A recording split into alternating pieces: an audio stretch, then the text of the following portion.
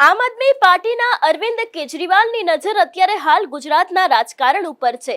થોડા સમય પહેલા ગુજરાતના પ્રવાસે અરવિંદ કેજરીવાલ આવ્યા હતા અને હવે એ બાદ આઈબીમાંથી તે લોકોને ફોન આવી રહ્યા છે એવો આક્ષેપ કરતો સોશિયલ મીડિયાની પોસ્ટ કરવામાં આવી છે।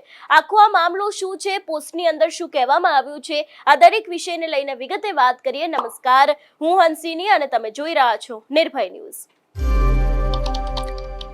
આઈબી દ્વારા તેમને ફોન કરવામાં આવી રહ્યો છે, વેરિફિકેશન માટે કહેવામાં આવી રહ્યું છે। આ જ વાતની પોસ્ટ છે તે સૌથી પહેલા દુર્ગેશ પાઠક દ્વારા કરવામાં આવી હતી। સૌથી પહેલા તો દુર્ગેશ પાઠક છે એમના દ્વારા અહીં લખવામાં આવ્યું છે, अभी थोड़ी देर पहले गुजरात में काम कर रहे हमारे एक कार्यकर्ता को इस नंबर से लगातार कॉल आ रहे हैं, उधर से कह रहे हैं कि वो आईबी से बोल रहे हैं, आकर वेरिफिकेशन करवाओ। क्या ये सही में आईबी का नंबर है? अगर हाँ तो आईडी बताए। यदि कोई व्यक्ति इस देश के एक राज्य से दूसरे राज्य में काम करने जाता है तो किस कानून के तहत आईबी में रजिस्टर करवाना पड़ता है, એવી વાત દુર્ગેશ પાઠક દ્વારા કરવામાં આવી હતી। અને હવે આ જ વાતને લઈને જે અરવિંદ કેજરીવાલ છે એમના પોતાના દ્વારા પણ સોશિયલ મીડિયામાં એક ટ્વીટ કરવામાં આવી છે। જે રીતે દુર્ગેશ પાઠક દ્વારા ક્યાંક સીધા સવાલો પૂછવામાં આવ્યા હતા એ જ રીતે હવે અરવિંદ કેજરીવાલે પણ પોતાના સોશિयल मीडिया में लख्યું છે, ये बहुत ही गंभीर मामला है। मैंने इस नंबर पे फोन किया, पूछा क्या आप आईबी से बोल रहे हैं? उन्होंने कहा हाँ। मैंने कहा मैं अरविंद केजरीवाल बोल रहा हूँ, आप किसी कानून में वेरिफिकेशन कर रहे हो।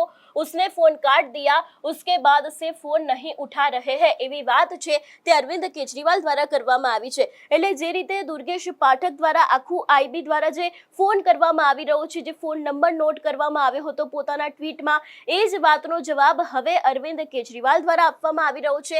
અહીંયા ક્યાંક એવું પણ પૂછવામાં આવ્યું છે, आईबी ये बताए कि क्या ये उनका नंबर है?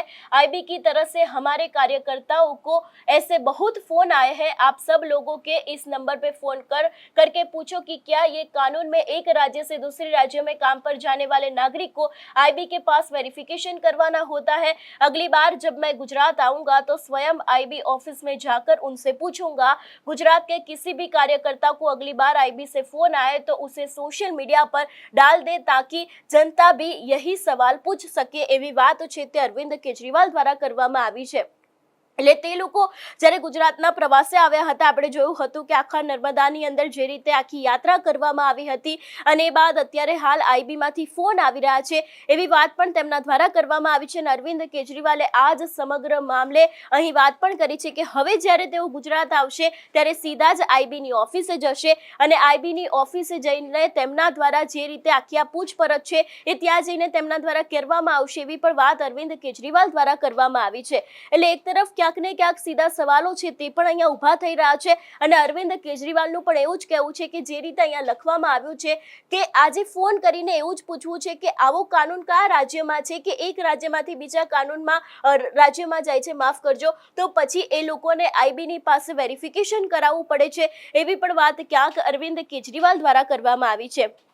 એટલે જે રીતે આખું આ ટ્વીટ સામે આવ્યું છે, જે રીતે તે લોકોએ પોતાના સોશિયલ મીડિયામાં આખી આ વાત કરી છે, એને લઈને તમારો શું અભિપ્રાય છે અમને કમેન્ટ કરીને ચોક્કસથી જણાવજો। તેની સાથે અમારી ચેનલ નિર્ભય ન્યૂઝને લાઇક, શેર અને સબસ્ક્રાઇબ કરવાનું ભૂલશો નહીં। નમસ્કાર।